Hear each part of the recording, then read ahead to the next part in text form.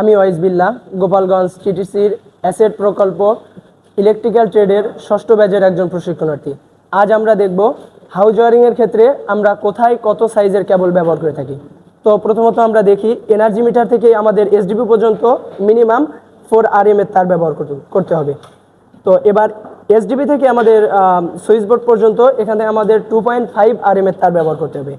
এবার আমাদের switch board থেকে লোড পর্যন্ত, সেটা হতে পারে একটি ফ্যান, একটি টিউবলাইট অথবা একটি কলিং বেল।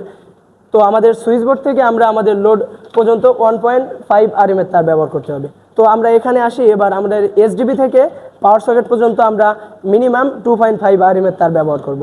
যদি আমরা পাওয়ার সকেট দিয়ে একটি এসি লাইন দিই, তবে এখানে মিনিমাম 4 RM এর তার ব্যবহার করতে হবে। তবে এখানে আবার এসির টন অনুযায়ী তারের সাইজ বৃদ্ধি পেতে পারে। তো আজ আমরা দেখলাম কোথায় কত সাইজের কেবল ব্যবহার করে থাকি। তো সকলকে ধন্যবাদ।